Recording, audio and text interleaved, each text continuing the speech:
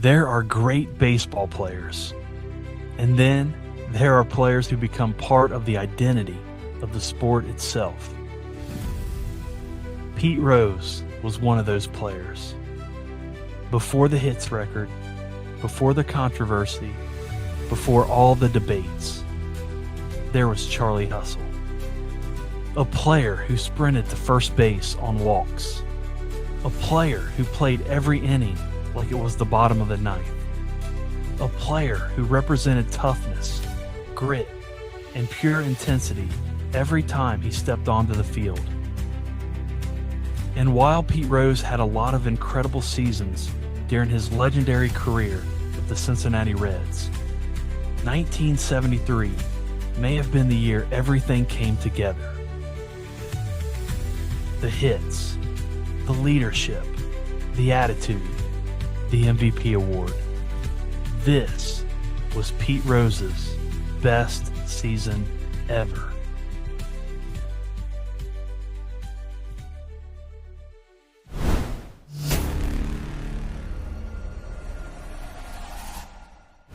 Pete Rose and Cincinnati almost felt made for each other. Blue-collar city, hard-working fan base, no flash, no nonsense. And that was Pete Rose. By 1973, Rose had already established himself as one of the best players in baseball. He had won the Rookie of the Year back in 1963, made multiple All-Star teams, won batting titles, and become one of the emotional leaders in the Reds clubhouse. But something about 1973 felt different.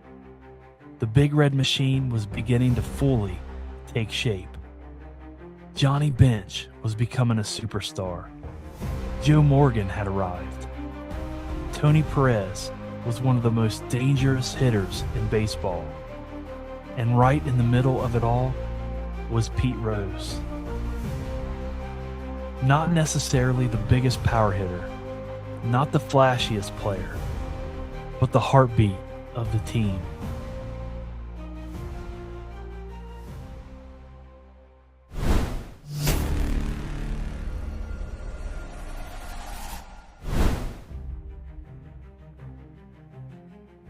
Pete Rose played in 160 games in 1973. That alone is remarkable. But when you combine that durability with the production he put up that season, it becomes legendary. Rose hit .338 with 230 hits and 115 runs scored. He also had a superb on-base percentage at .401.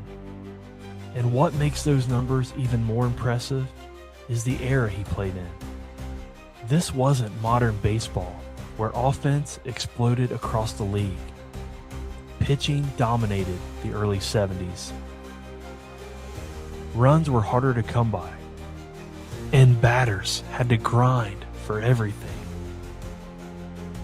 Pete Rose thrived in that environment. He wasn't trying to hit 500-foot home runs.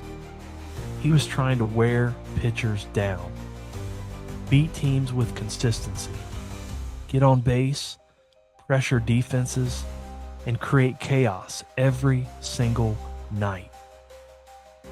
That style of baseball made him one of the toughest outs in the sport.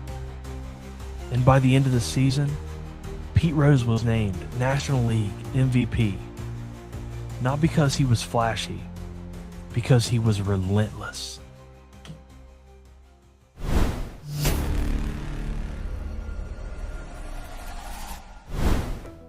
Pete Rose had other incredible seasons. You could argue for 1969. You could argue for 1975. You could even make a case for 1978 during the hitting streak. But 1973 feels like the most complete version of Pete Rose. The production was elite. The leadership was undeniable. The effort level was unmatched.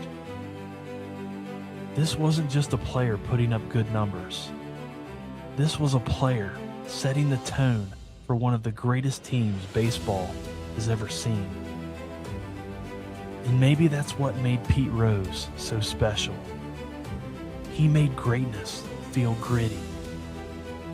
He wasn't larger than life like some superstars. He felt real.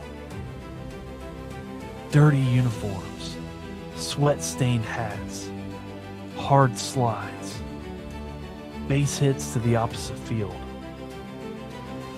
Pete Rose represented everyday baseball fans better than almost anybody who's ever played the game. And in 1973, he was at the absolute peak of his powers.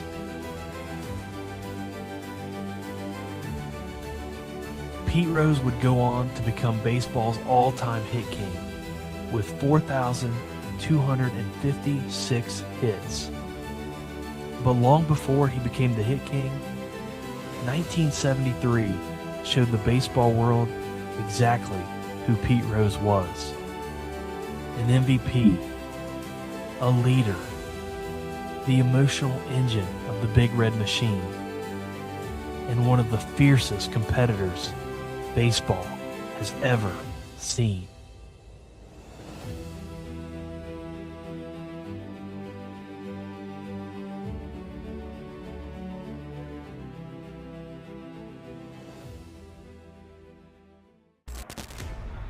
It's a good look for you up the left field foul line. There's a long blast. Going. It is gone.